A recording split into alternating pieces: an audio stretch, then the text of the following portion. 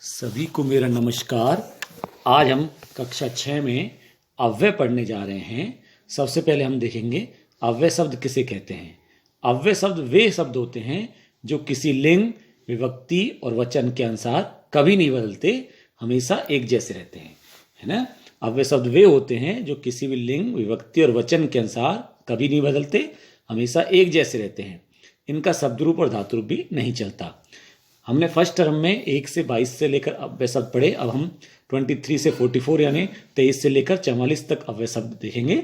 उनमें सबसे पहले हैं तूष्णिम का मतलब होता है चुपचाप, यदा का मतलब जब, तदा माने तब, बही माने बाहर, कुते माने कहाँ, सर्वदा माने सदा, नमे माने नमस्कार, कदा माने कब, धिक यानी धिक्कार, ततय माने तब, दिवा माने दिन में, ही माने ही, नक्तम माने रात्रि में, अधे माने नीचे, ऊपरी माने ऊपर, इति माने ऐसा, अति माने अति, साधु माने अच्छा, एवं माने के समान समान, और यद्यपि माने यद्यपि, पश्चात माने बाद में, और स्वयं माने आने वाला कल।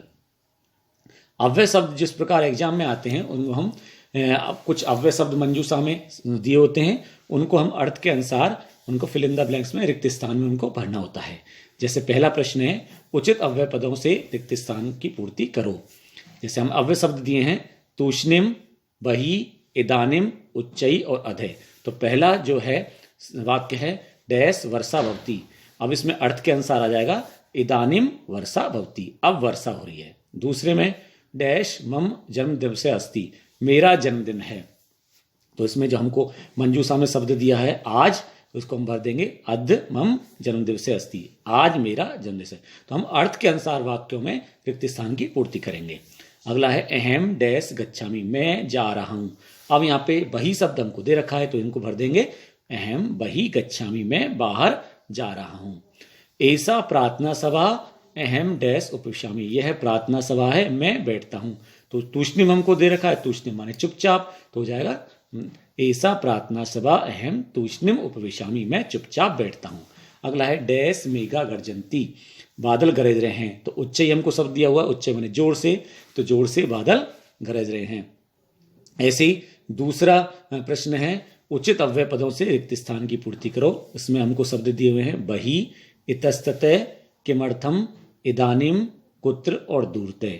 तो पहला वाक्य है कह समय, इसमें हमको शब्द दिया हुआ इदानीम, इदानीम का मतलब होता है अब। तो इदानीम कह समय, अब क्या समय हुआ है। दूसरा है अहम कमलानी डैश न क्षिपामी, मैं कमलों को इधर उधर नहीं फेंकता हूं, तो इतस्ततः। तीसरा है तौ चित्रम डैश पश्यते, वे दोनों चित्र को डैश पश्यते, दूर से देख रहे हैं। तो यहाँ पे शब्द दिया हुआ है दूरतः, तो दूरतः आ जाएगा इसमें, दूरतः पश्यते। अगला है यूयम डैश गच्छते, तुम सब डैश जा रहे हो। तो हमको शब्द दिया हुआ है कुत्र यानी कहाँ, तुम सब कहाँ जा रहे हो।